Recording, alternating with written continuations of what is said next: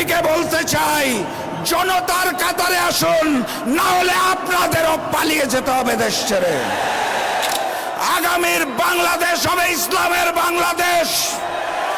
আগামীর সংসদ হবে কোরআনের সংসদ। ওখানে আল্লাহ ব্যতীত আমরা আর কোন প্রভু মেনে নেব না। ওখানে হিন্দুস্তানের হিন্দুত্ববাদকে মেনে নেব না।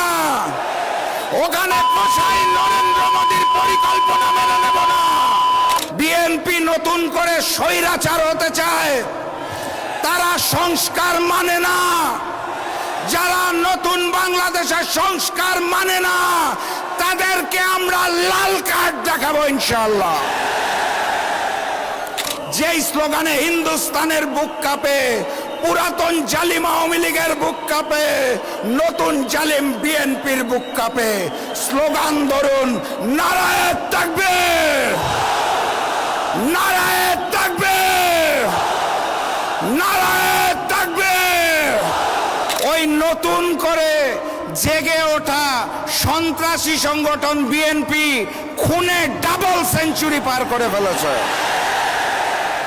এই আইন শৃঙ্খলা বাহিনী দিয়ে লেভেল প্লেইং ফিল্ড হবে, জাতীয় নির্বাচন সুষ্ঠু হবে, সেটা বাংলাদেশের কোনো পাগলও বিশ্বাস করে না। বাংলার জনগণ জানিয়ে দিয়েছে, বাংলার মাটিতে হিন্দুস্তানের আধিপত্যবাদ এবং আগ্রাসন চলবে না ইনশাআল্লাহ। বাংলাদেশের জনগণ আর নতুন করে স্বৈরাচার চাঁদাবাজকে মেনে নেবে না ইনশাআল্লাহ। গণভোটে হা বলো, 8 দলের প্রতীকে সিল মারো। রূপসা, ভৈরব ও ময়ূর নদীর তীরে জুড়ে অবস্থিত শিল্পনগরী খুলনার বাবরি চত্বরে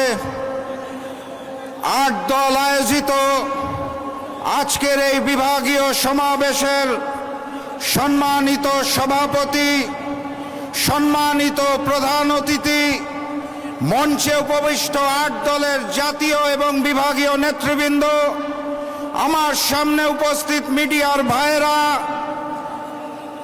আমার সামনে উপস্থিত ইসলামী এবং দেশপ্রেমী জনতা, সবাইকে জানাই আমার দল জাতীয় গণতান্ত্রিক পার্টি জাগপার পক্ষ থেকে সংগ্রামী সালাম এবং শুভেচ্ছা। আসসালামু আলাইকুম। আজকে যখন এইখানে জনসভা চলছে, আমি শুনছিলাম বিগত 2-4 দিন ধরে কোন দলের কোন নেতা জানি বলছিলেন এই জনসভায় মানুষজনকে আসতে দেওয়া হবে না। তাদেরকে বলতে চাই, বাবরি চত্বরে এসে দেখে যান। বাবরি চত্বরে আজকে ইসলামী জনগণ, দেশপ্রেমিক জনগণ একত্রিত হয়েছে। নতুন করে আর কোনো ফ্যাসিবাদকে জন্ম নিতে দেওয়া হবে না। সংগ্রামী সাথী এবং বন্ধুগণ, এই খুলনা মহানগরে গত বছর 2024 সালে 12টা খুন হয়েছিল। 2025 সালে 11 মাসে ফ্যাসিস্ট হাসিনা মুক্ত বাংলাদেশে তার 3 গুণ 34টা খুন হয়েছে। হাসিনার আমলে 3 গুণ। গতকাল আদালত চত্বরে আমরা প্রকাশ্যে ডাবল মার্ডারের খবর পেয়েছি।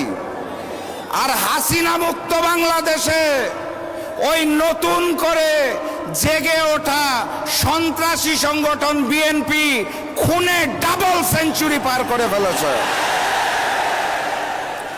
এই প্রশাসন, এই আইন শৃঙ্খলা বাহিনী দিয়ে লেভেল প্লেইং ফিল্ড হবে, জাতীয় নির্বাচন সুষ্ঠু হবে, সেটা বাংলাদেশের কোনো পাগলও বিশ্বাস করে না। অতএব স্পষ্ট ভাষায় বলে দিতে চাই, জাতীয় নির্বাচন আমরা সঠিক সময়ে চাই, কিন্তু তার জন্য লেভেল প্লেইং ফিল্ড সৃষ্টি করতে হবে।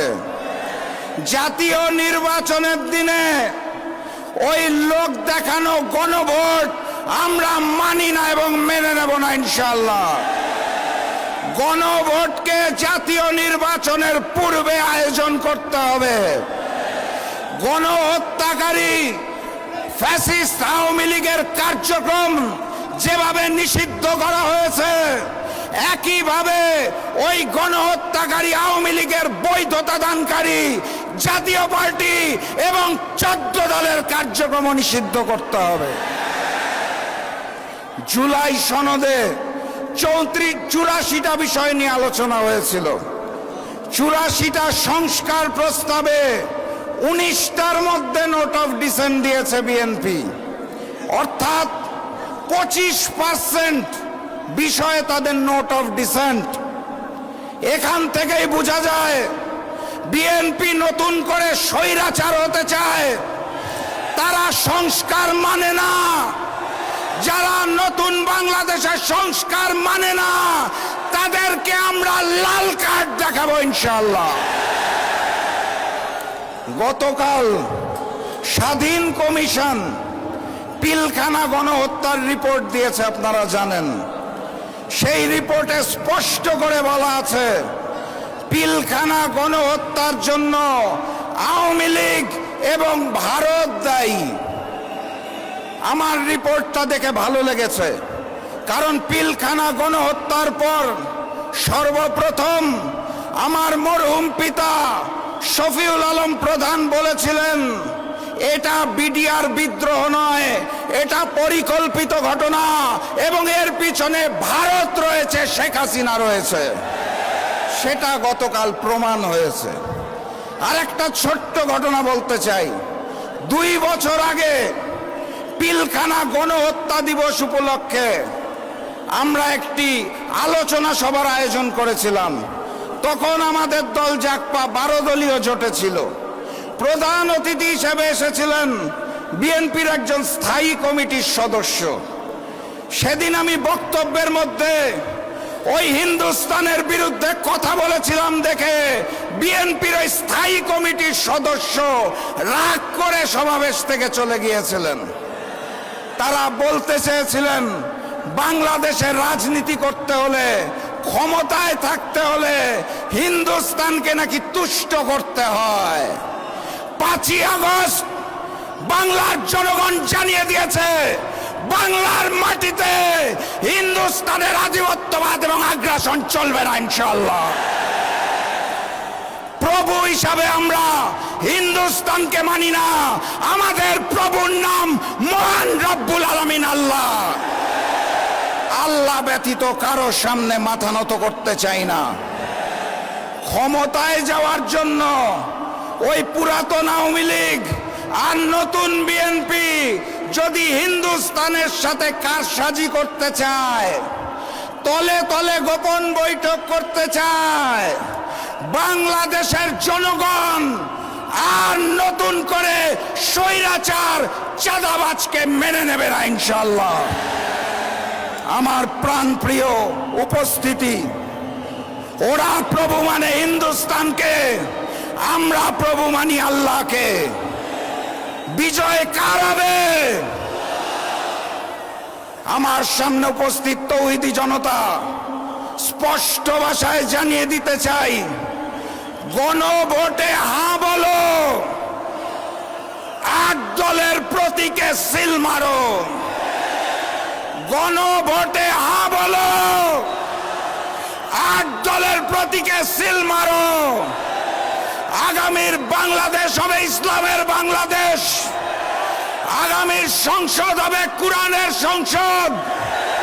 ওখানে আল্লাহ ব্যতীত আমরা আর কোন প্রভু মেনে নেব না। ওখানে হিন্দুস্তানের হিন্দুত্ববাদকে মেনে নেব না। ওখানে কসাই নরেন্দ্র মোদীর পরিকল্পনা মেনে নেব না।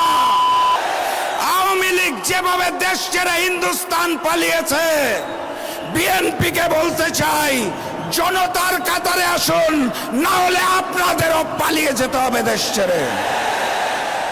আমি সর্বশেষ ওই স্লোগানটা দিয়েই শেষ করব, যেই স্লোগানে হিন্দুস্তানের বুক কাঁপে, পুরাতন জালিম আওয়ামী লীগের বুক কাঁপে, নতুন জালিম বিএনপির বুক কাঁপে। স্লোগান ধরুন, নারায়ে তাকবীর, নারায়ে তাকবীর, নারায়ে তাকবীর। আবারও দেখা হবে, আবারও কথা হবে ইনশাআল্লাহ। এই স্লোগান দিয়ে বিজয়ীর বেশে আমরা ঘরে ফিরব, তার আগে মাঠ ছাড়বেন না। বিজয়ের পথে যাত্রা শুরু, জীবন অথবা মৃত্যু। আসসালামু আলাইকুম।